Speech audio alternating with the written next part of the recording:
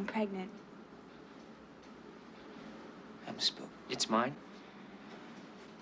I was only asking. For decades, we've wondered about the on-screen chemistry between Elisabeth Shue and top movie stars Ralph Macchio, Tom Cruise, and Nicolas Cage. Is that chemistry real or just a dangerous distraction? But at age 62, Elisabeth Shue has finally spoken out about the rumors. Get ready to see the girl next door walk straight into the lion's den. Elisabeth Shue grew up in a stable, middle-class family in New Jersey. Her father, James William Shue, was a congressional candidate, lawyer, real estate developer, and chairman of the International Food and Beverage Corporation. Her mother, Ann Brewster, was vice president of the private banking division of Chemical Bank. However, their divorce when she was 9 had a significant impact on her later life. Unlike many of her peers,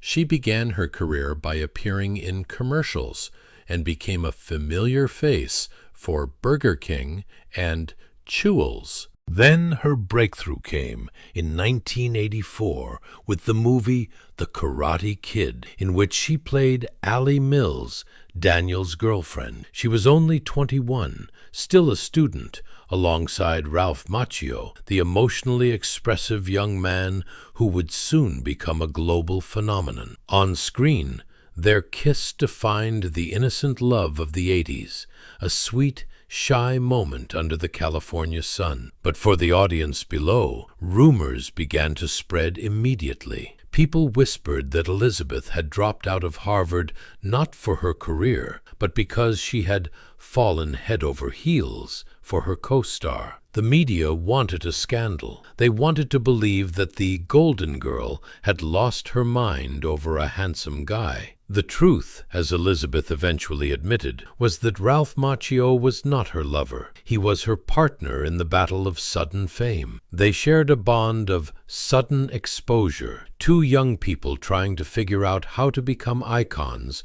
while still learning how to become adults. She used that innocent image to hide her fierce ambition. Then, in 1987, she starred in Adventures in Babysitting. This film put her in the spotlight. She was incredibly warm, approachable, and funny without trying too hard. It wasn't a critically acclaimed work, but it connected with audiences and became a classic on television and VHS. By the end of the 80s, Elisabeth Shue was everywhere, in movie theaters, on cable television, and in video stores. While she was enjoying the height of her early success, tragedy struck in the most ordinary way possible. Her older brother William, her protector and hero, died in a bizarre accident involving a broken swing during a family vacation in Maine. The shattering of that world is what Elisabeth carried with her in every performance for the next 30 years. The Golden Girl was gone, replaced by a woman who realized that safety was an illusion. In a state of complete emotional collapse, empty, bleeding inside, and desperately searching for a reason to breathe, she stepped onto the set of Cocktail, and there was Tom Cruise. 1988 was the year of Cruise mania. He was the sun around which Hollywood revolved, a man brimming with energy and dazzling charisma in Top Gun. To the world, their pairing in Cocktail was a perfect on-screen couple. The tabloids went wild, shipping them as the most powerful couple. They saw the chemistry behind the bar, the way they looked at each other in the neon lights of the 80s, and assumed it was a passionate relationship. Of course, she was also a young woman and couldn't help but be moved by his beauty and fame. However, the pressure of fame, career, and, more clearly, Tom's marriage kept her relationship with him strictly professional. By the early 90s, Elisabeth Shue had stopped running from the ghosts of 1988. She spent years playing the industry's beloved girl next door, but inside, she was a woman searching for a boundary, a limit that fame couldn't cross. She found it in Davis Guggenheim. He wasn't a leading man with a reckless reputation. He was a documentary filmmaker, a seeker of truth in the ordinary. Their marriage that year was a silent agreement. For Elisabeth, Davis was the anchor that finally allowed her to step into the darkest roles of her career without being swept out to sea. But Harvard's Ice Queen was about to meet her match in the neon-lit alleys of a classic film. In 1995, she took on the role of Sarah in Leaving Las Vegas. It was a character built on chemical darkness and deep, echoing loneliness. For this performance, she was nominated for an Oscar, BAFTA, Golden Globe, and SAG for Best Actress. Alongside her was Nicolas Cage, an actor operating at a frequency that terrified most of Hollywood. Cage didn't just act. He immersed himself in a volcanic, unpredictable energy, leaving no professional distance. Rumors of a fiery relationship surfaced before the first week of filming had ended. The chemistry on screen was so raw, so real, that the world believed they had crossed a line. Today, Elisabeth finally reveals the secret behind that dangerous chemistry. She admits that Nicolas Cage didn't just challenge her, he haunted her. She found herself drawn not to the man himself, but to the dark abandon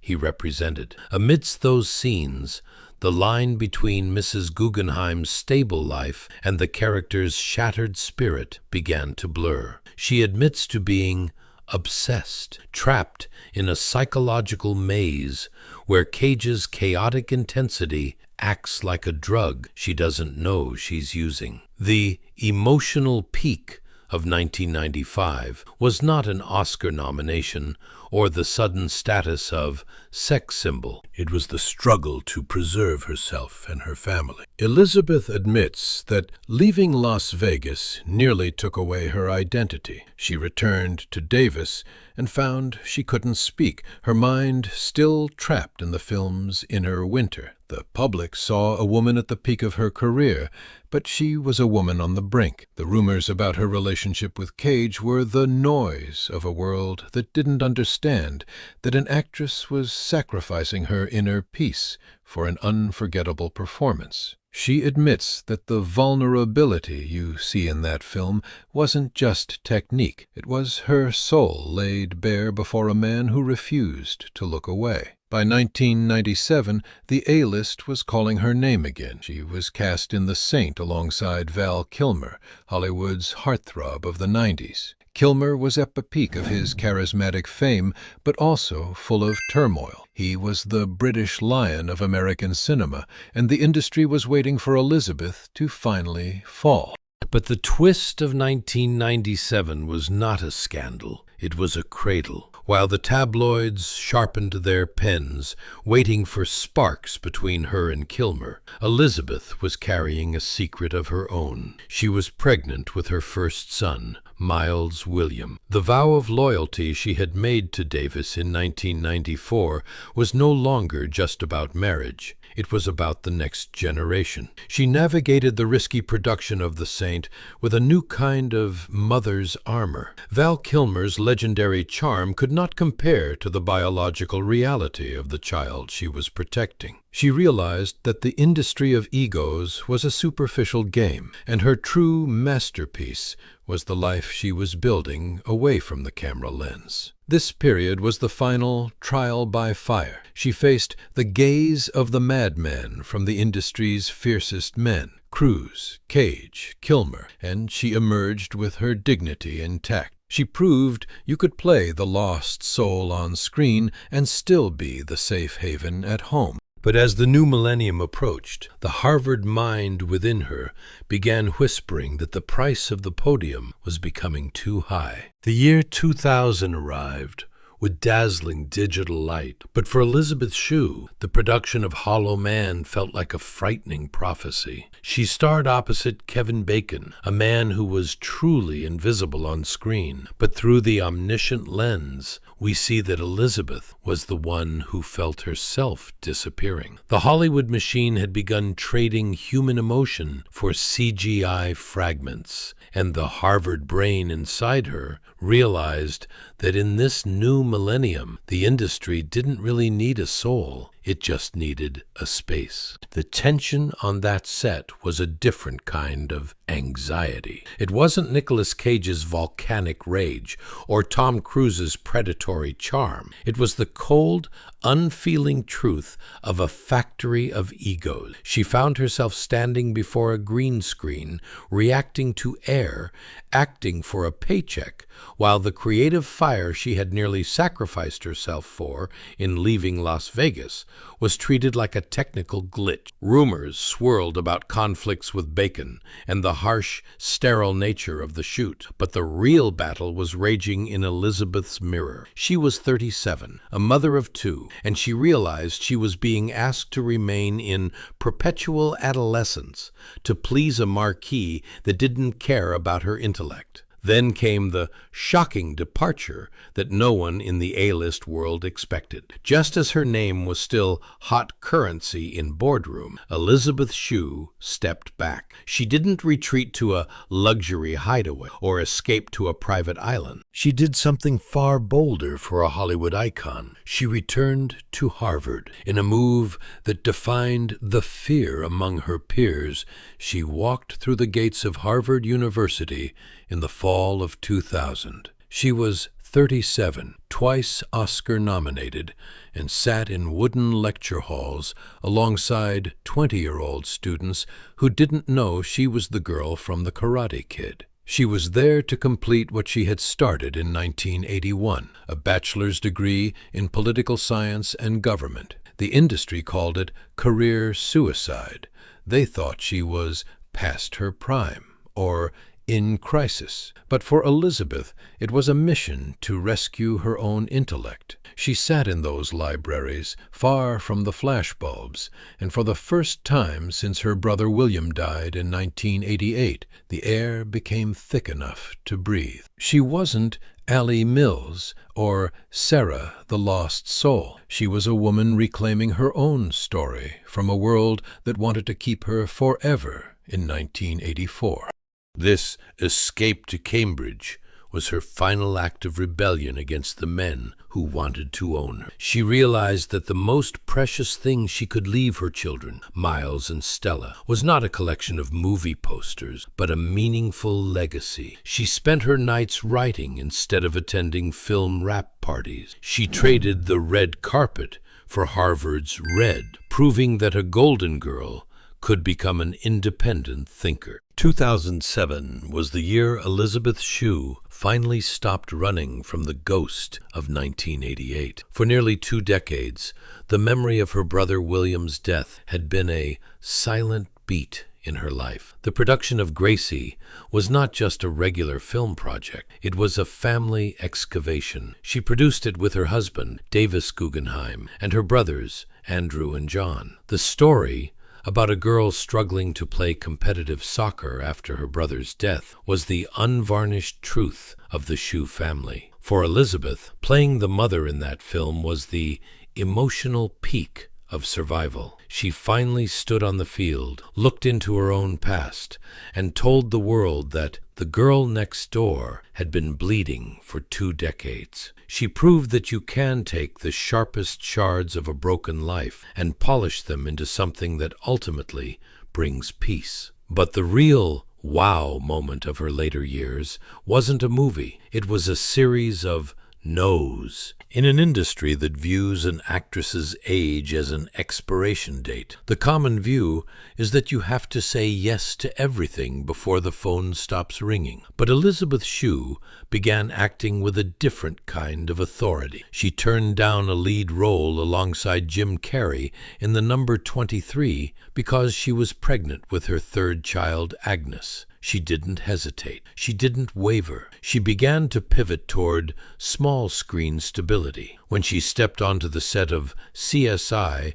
Crime Scene Investigation, in 2012, the whispers in the boardroom said her movie days were over. They were wrong. For Elisabeth, taking the role of Julie Finlay wasn't a step down. It was a hostage negotiation for her own time. She traded the grueling 3-month location shoots in foreign countries for the steady 9-to-5 rhythm of a television procedural. She wanted to be a mother who was present for the Tuesday night dinners in Los Angeles, not a face on a billboard in a city she didn't live in. She spent 3 years as the intellectual anchor of one of the world's biggest franchises, earning a massive paycheck while never missing a soccer game or a school play. The wow moment for a whole new generation arrived in 2019 with The Boys. If you grew up loving her as Ally Mills, seeing her as Madeline Stillwell was a total system shock. She wasn't the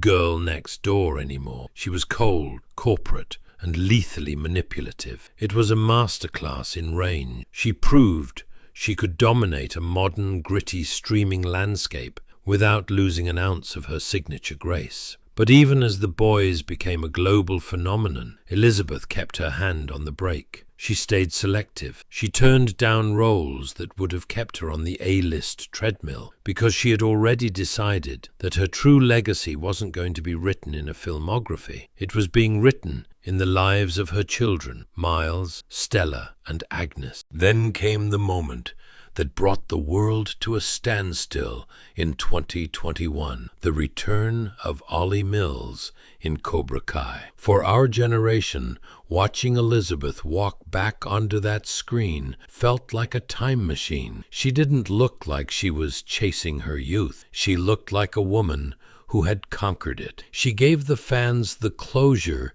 they had been waiting for since 1984, but she did it on her own terms. She brought a maturity and a quiet wisdom to the role that reminded everyone why we fell in love with her in the first place. She wasn't just the girlfriend anymore. She was a woman of substance who had survived the fire and come out whole. As we look at her journey leading into 2026, the picture is one of ultimate autonomy. She has navigated the jagged edges of Hollywood for over 40 years without a single public scandal, a single breakdown, or a single moment of losing herself to the noise. She took on roles in Battle of the Sexes and Greyhound, proving she could still play with the big dogs like Tom Hanks, but she always returned to the sanctuary of her home in Venice Beach. At 62, she is the personification of the high ground. She survived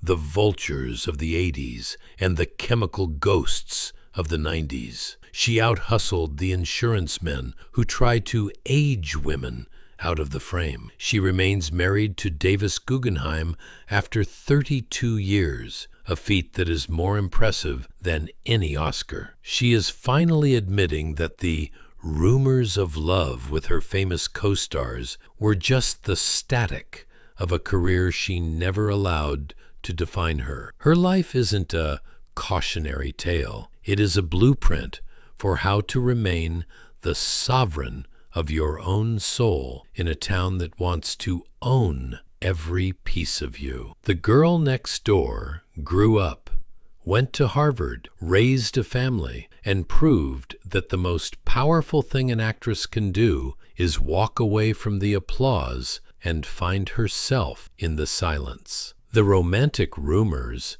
are just the noise of a career. The reality is that a woman realizes marriage is a fortress you must defend daily against the vultures of fame. She admits her 32-year vow of fidelity wasn't easy, but it's the only thing in her life that's real. Elisabeth Shue's legacy isn't the Oscars she didn't win or the roles she turned down. It's her Harvard intelligence in recognizing that fame is just a debt while family is the only thing you truly own. She chose the documentary filmmaker over the leading man. She chose the library over the rap party. She chose a 32-year marriage to Davis Guggenheim, proving that in a city built on selective erasure, there are vows that are never broken. The lesson here is a harsh one for all of us. It reminds us that strength is not the absence of desire. It is the presence of discipline. She proved that you can look into the eyes of the madman of fame and still choose the safe harbor of truth. So I leave you with this, a question I think Elisabeth would appreciate. In a world that constantly tries to tell you who you should be, is the bravest thing you can do to give up the applause to hear your own voice? Do you have the courage to trade supreme fame for supreme peace, even if it means being forgotten by the world you once owned? Share your thoughts in the comments. Which Elisabeth Shue do you remember most? The girl on the karate mat, the lost soul in Vegas, or the woman who finally returned to Harvard? Let's discuss the choices that shape a life. If Elisabeth Shue's profound exploration of fires and harbors has moved you, like the video and subscribe to our channel. We'll continue to unveil the secrets behind the true human hearts hidden behind Hollywood legends.